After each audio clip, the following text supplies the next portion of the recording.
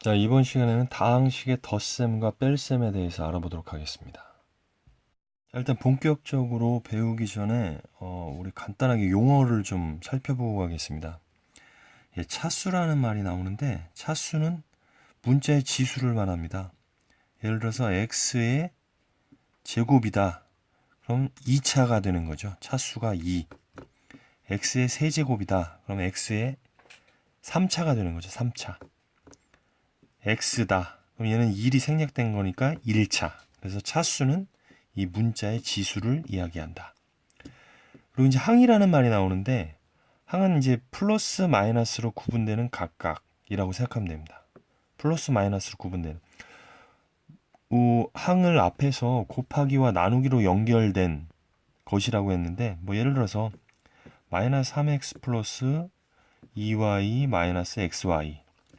자, 이런 것들 보면 얘는 이 플러스 마이너스로 연결된다 하면 이 세 개로 이렇게 나눌 수가 있겠죠. 항은 세 개가 되는 겁니다.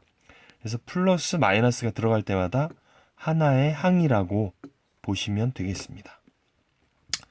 자, 그 다음에 동류항. 이거 1학년 때 배운 건데 문자도 같고 차수도 같은 항. 그래서 우리가 덧셈, 문자를 덧셈을 할 때는 동류항끼리만 계산할 수 있었죠.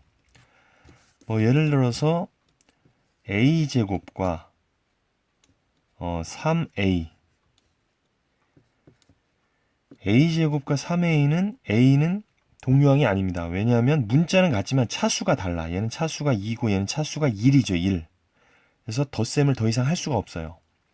동류항은 문자와 차수가 모두 같아야 된다는 거. 그래야지만 덧셈 뺄셈이 가능한 거죠.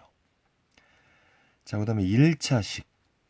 1차식은 최고차항이 1차인 다항식인데 뭐 어떤 다항식이 있어요. 예를 들어서 3x-5. 그러면 얘는 상수항이고 얘는 1차항이죠. 차수가 1이니까. 상수항은 뭐 0차라고 생각하면 돼요. 차수가 가장 낮은 건데 그럼 얘랑 얘 중에 차수가 더 높은 건 얘죠. 얘는 0차고 얘는 1차니까. 그래서 차수가 가장 높은 항을 최고차항이라고 하는데 최고차항이 1차인 다항식, 즉 이놈은 1차식이 되겠죠. 마찬가지로 차수가 가장 높은 항이 2차면 2차식이죠. 2차식. 예를 들어서 3x-5 플러스 6x제곱이다. 그럼 얘는 1차 아닙니까? 얘는 0차. 얘는 2차.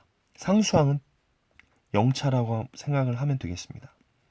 그래서 얘는 차수가 얘가 가장 높죠. 얘가 최고차항이고 최고차항이 2차니까 얘는 2차식이 되는 겁니다. 문제를 한번 풀어보겠습니다. 다음 다항식들은 몇 차식인가? 지금 다항식들이죠. 항이 2개, 3개, 자 이렇게 있는데 자, 몇 차식인지 보려면 최고차항을 보라고 그랬어요. 자, 1번 같은 경우 항이 2개인데 얘는 상수항이니까 0차라고 보고 얘는 1차, 지수가 1이니까 1차. 그래서 최고차항이 얘기했죠. 따라서 1차식. 자, 2번은 항이 3개입니다. 그래서 얘는 지수가 2니까 2차. 얘는 1차, 얘는 0차니까. 얘가 최고차항이니까 최고차항이 2차니까 2차식. 최고차항이 3차면 3차식이 되는 거죠. 3번 항이 2개입니다. 얘는 2차고 얘는 1차니까 2차식이죠. 최고차항을 따라가는 거니까. 4번 항이 2개인데 얘는 상수항 0차고 얘는 2차니까 2차식이 되겠죠. 자, 5번 상수항이니까 0차, 1차, 2차니까 2차식. 이런 식으로 간단하게 해결해 주시면 되겠습니다. 그 다음에 이제 우리가 다항식과 단항식을 계산하기 위해서, 곱셈을 계산하기 위해서 이제 괄호를 많이 풀어야 되는데, 괄호를 푸는 방법은 이제 분배 법칙입니다. 우리가 1학년 때 배운 건데, 뭐 예를 들어서 2 곱하기 3 더하기 5다. 그럼 얘 같은 경우는 분배 법칙이라는 것은 이렇게 곱하는 겁니다. 2 곱하기 3 더하기 2 곱하기 5. 식의 변화가 없죠. 얘는 8이고 8이 16인데 우변도 보면 얘는 6이고 얘는 10이니까 16. 그래서 식의 변화는 없습니다. 근데 얘는 굳이 이렇게 분배 법칙을 할 필요는 없는데 얘는 괄호 안에를 먼저 계산할 수가 있으니까 할 필요가 없죠. 사실은. 근데 여기가 문자일 때는 더 이상 간단히 할 수가 없을 때는 우리가 이제 분배 법칙을 하는데, 뭐 예를 들어서 이런 겁니다. 2 곱하기 x 플러스 y. 지금 x 플러스 y는 더 이상 간단히 할 수가 없기 때문에 이 분배 법칙을 해서 괄호를 풀어줍니다. 그럼 2 곱하기 x니까 2x, 2 곱하기 y니까 2y, 이런 식으로 해주는 것이 분배 법칙입니다. 자, 분배 법칙은 곱해지는 수가 음수일 때 특히 조심하면 되는데, 예를 들어서 마이너스 2 x제곱 플러스 y다. 자, 그럼 분배 법칙을 하면 마이너스 2x제곱이 되고, 이렇게 곱하면 마이너스 2y. 음수랑 양수랑 곱하니까 음수, 음수랑 양수랑 곱하니까 음수, 이런 식으로 부호 조심해 주셔야 되고요. 만약에 여기 마이너스만 있다. 자, 요것도 마찬가지로 여기는 괄호 앞에 마이너스 1이 생략되어 있는 거죠. 그래서 마이너스 1을 이렇게 다 곱해주는 겁니다. 마이너스 1을 곱해주면 숫자는 변화가 없죠. 부호만 바뀌죠. 그러니까 마이너스 1 곱하면 여기는 마이너스 x제곱이 될 거고, 여기는 마이너스 마이너스 곱하니까 플러스가 될 거고, 자, 또 1이랑 마이너스를 곱하니까 마이너스 1. 이런 식으로 괄호만 잘 풀어주면 되겠습니다.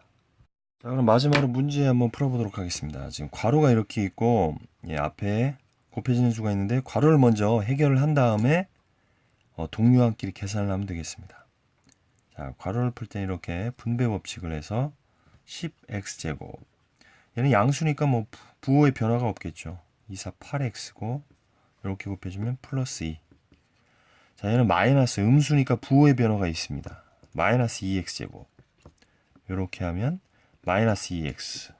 이렇게 하면 마이너스 4. 자, 그래서 동류항끼리만 계산해 주면 되죠. 동류항은 차수도 같고 문자도 같아야 되니까 얘랑 동류항이네. 그래서 10 빼기 2 하니까 8x제곱이 될 거고, 자, 얘랑 동류항이죠.